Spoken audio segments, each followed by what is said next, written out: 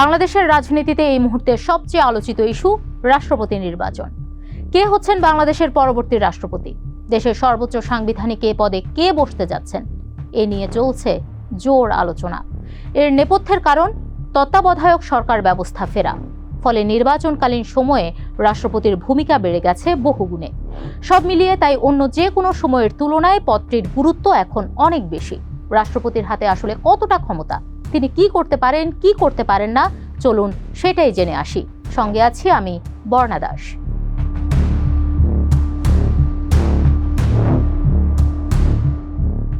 সাংবিধানিকভাবে রাষ্ট্রপতি দেশের সর্বোচ্চ পদের অধিকারী হলেও এটি অনেকটাই আলংকারিক। ফলে বেশিরভাগ সময় প্রধানমন্ত্রী ও প্রধান বিচারপতি নিয়োগ ও শপথ পড়ানো ছাড়া রাষ্ট্রপতির স্বাধীনভাবে তেমন কিছুই করার থাকে না। তাহলে এই পদ নিয়ে কেন এত আলোচনা? বিরোধী দলই বা নিশ্চিত পরাজয় জেনেও কেন প্রতিদ্বন্দ্বিতার ঘোষণা দিয়েছে? এক্ষেত্রে বিশ্লেষকদের ভাষ্য, বাংলাদেশের রাষ্ট্রপতির ক্ষমতা নেই, আবার অনেক ক্ষমতা।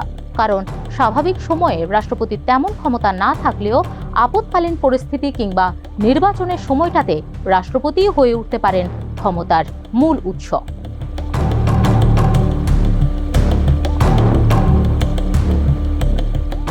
একসময় রাষ্ট্রপতি ছিলেন দেশের সর্বময় ক্ষমতার অধিকারী, কিন্তু 1991 সালে দ্বাদশ সংশোধনীর পর বাংলাদেশে সংসদীয় সরকার ব্যবস্থা ফিরলে রাষ্ট্রের নির্বাহী ক্ষমতা চলে যায় প্রধানমন্ত্রী ও মন্ত্রিসভার হাতে।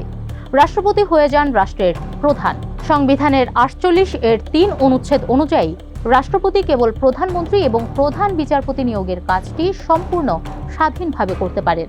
বাকি সব দায়িত্ব পালনের ক্ষেত্রে প্রধানমন্ত্রীর পরামর্শ অনুযায়ী কাজ করতে হয় তাকে, যা উল্লেখ আছে সংবিধানের 56 এর 3 অনুচ্ছেদে। এক্ষেত্রে সংসদ আহ্বান করা, স্থগিত করা ও ভেঙে দেওয়া, সংসদে পাশ হওয়া বিলে সম্মতি দেওয়া, জরুরি অবস্থা ঘোষণা, রাষ্ট্রদূত নিয়োগ, যুদ্ধ ঘোষণা, শান্তি চুক্তি অনুমোদন, ক্ষমা প্রদর্শন সহ সব বিষয়ে প্রধানমন্ত্রীর পরামর্শ অনুযায়ী কাজ করতে হবে রাষ্ট্রপতিকে। অর্থাৎ রাষ্ট্রপতি পদটি মূলত আনুষ্ঠানিকতা, সিদ্ধান্ত যা নেওয়ার প্রধানমন্ত্রীই নেয়। তবে সংবিধানে এটাও বলা আছে, প্রধানমন্ত্রী আসলেই রাষ্ট্রপতিকে পরামর্শ দিয়েছেন কিনা তা নিয়ে কোনো প্রশ্ন তুলতে পারবে না আদালত।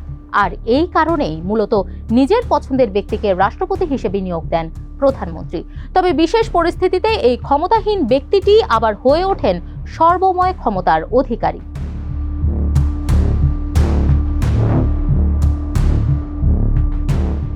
সংসদীয় গণতন্ত্রের রাষ্ট্রপতির ক্ষমতা একটি নির্দিষ্ট সীমার মধ্যে আবদ্ধ থাকলেও রাষ্ট্রের বিশেষ পরিস্থিতিতে এই পদের ক্ষমতা অনেক, যা বেশ কয়েকবার দেখা গেছে বাংলাদেশে।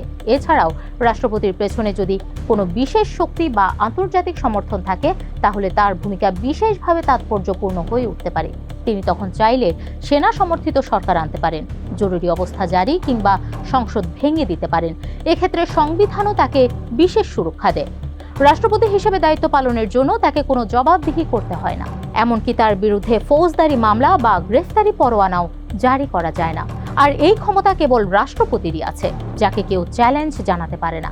তাছাড়া বাংলাদেশের ইতিহাসে বেশ কয়েকটি সংকটময় মুহূর্তে রাষ্ট্রপতিকে স্বাধীনভাবে ক্ষমতা প্রয়োগ করতেও দেখা গেছে। অতীত অভিজ্ঞতার কারণেই এখন রাষ্ট্রপতি নিয়োগে অন্য যে কোনো সময়ের চেয়ে বেশি সতর্ক রাজনৈতিক দলগুলো। এখন দেখার অপেক্ষা এই পদে কাকে বসায় সরকার।